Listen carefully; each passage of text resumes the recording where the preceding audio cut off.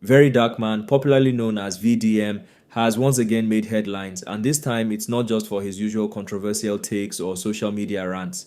This time he's physically present in Anambra State, where he flew in shortly after the tragic death of a young entrepreneur and fish farmer, popularly called Fish Magnet. The entire incident has thrown the community into mourning, and when VDM showed up, things took an emotional turn that is now the talk of the town. Imagine this: a peaceful candlelight procession, heavy with grief, tension in the air, and then the activist himself, standing tall, leading the walk from Aroma Junction to Ring Road, all in honor of the slain businessman. The initial directive from the police was clear: no procession. But when the people gathered and VDM appeared, the story changed. The same police who warned against the gathering ended up escorting it, turning the night into something close to a state sanctioned vigil. The procession wasn't just symbolic, it was emotional, it was spiritual, and above all, it was a call to action. People who witnessed the event said they were moved beyond words. Videos went viral instantly. Some showed youths with tears in their eyes holding candles. Others showed placards calling for justice. And one particular scene where a man openly disagreed with VDM's bold statement, accusing the federal government of negligence, added spice to the event. That moment sparked heated conversations online. Was it right for VDM to call out President Tinubu by name during such a sensitive gathering? The man who left the procession obviously didn't think so. He felt it shifted the focus away from Fish Magnet's memory and turned the event into a political affair. But others believe VDM simply said what needed to be said, that the government must wake up to the reality of insecurity and youth disillusionment. Now here's where things take another twist. Barely 24 hours after the candlelight walk, a clip surfaced online showing VDM supposedly visiting Peter Obi's mansion in Anambra. No official confirmation, no sound from the video, but just the sight of VDM entering the compound was enough to throw the internet into a frenzy. Was it a courtesy visit? Was he invited? Was this a political alignment or just coincidence? Nobody knows for sure. What we do know is that VDM being linked, even visually, to someone like Peter Obi carries serious weight in Nigerian political commentary. It's like watching a new narrative unfold before our eyes. And people are paying attention, the youth especially. To them, VDM represents the voice they wish they had. A lot of folks have said that if not for his boldness, the whole Fish Magnet tragedy would have been buried like many others. They see him not just as an activist, but as a movement. Someone who says the hard things, does the hard things, and faces the heat without blinking. But with that comes its own risks. Critics are now wondering, is VDM becoming too powerful? Is he crossing the line from activism into political ambition? That visit to Peter Obi's house, even if unconfirmed, is enough for people to begin speculating. In a country like Nigeria, nothing is ever just casual. Everything has undertones. Everything carries implications. And let's not forget the core of this entire saga, the loss of Fish Magnet, a young man who, by every report, was doing well for himself, inspiring others, creating jobs through aquaculture, and still ended up as a victim of violent crime. What does that say about the state of our society? That even when you're doing the right thing, you're still not safe? People visited his office and were shocked at how much he had accomplished at such a young age. The facilities, the equipment, the clean environment, it all told the story of a hard-working man with a vision. One lady on TikTok broke down in tears just talking about what she saw. She couldn't believe someone like that was cut down in his prime. She said he chose responsibility, and that ended up being his only crime. These kinds of stories are becoming far too common. Bright young Nigerians who just want to succeed, who don't want to japa or join fraud, are being hunted down like they don't matter. And when someone like VDM decides to step in and amplify their story, you'd think the entire country would rally behind him. But no, some people are more concerned with optics. Why is he wearing this? Why is he shouting? Why did he visit Peter Obi? All those distractions when the real conversation should be, how do we stop this kind of death from happening again? The security agencies must do better. It's not just about issuing statements after the fact. We want prevention. We want safety. We want to be able to build businesses without fear of being kidnapped, killed, or forgotten. And the government needs to listen. Because every time a fish magnet dies, it chips away at the hope of millions. Young people see these things and begin to lose faith.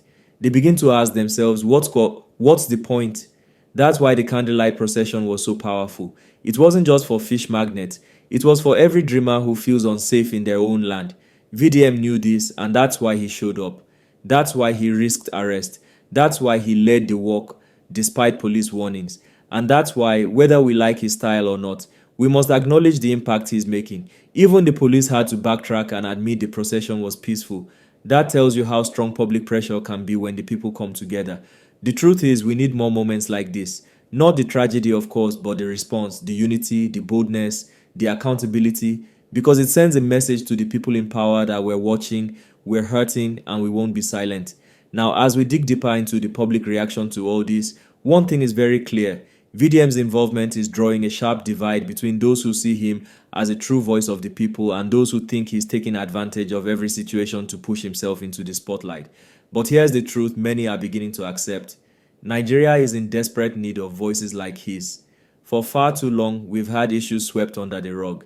The average Nigerian youth has watched their dreams dim, not because of lack of talent or hard work, but because the system is built to frustrate the honest and empower the ruthless. That's why when someone dies while doing things the right way, it hits differently. Fish Magnet's death has become symbolic. It's no longer just about one man. It's now a representation of how dangerous it has become to be young, successful, and low-key in this country. You can build silently, avoid noise, stay in your lane, and still someone somewhere will find a way to snatch it all from you in one night. It's that fear, that helplessness, that pushed people to come out for the procession. They weren't just mourning, they were protesting. They were demanding answers. They were trying to say to the world, we're tired.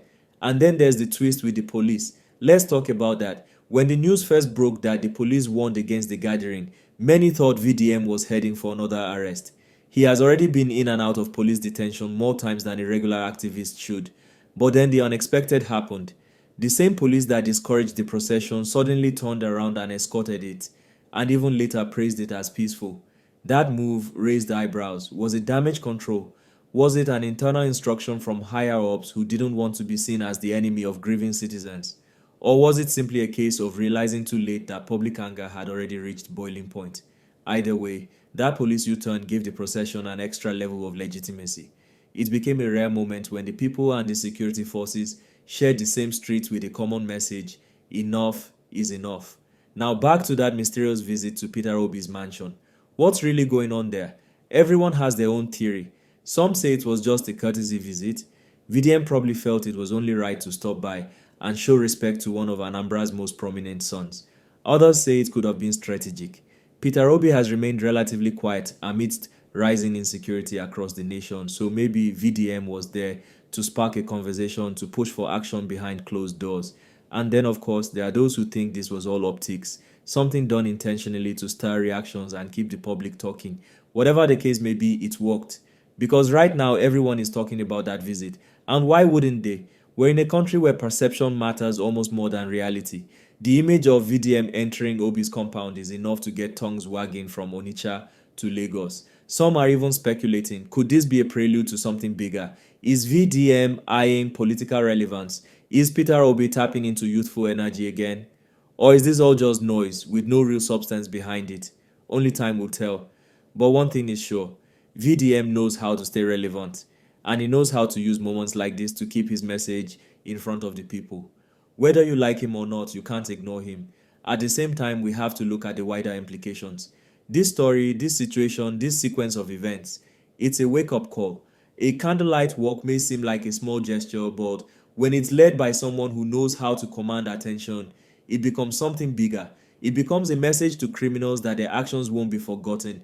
It becomes a warning to politicians that the youth are watching.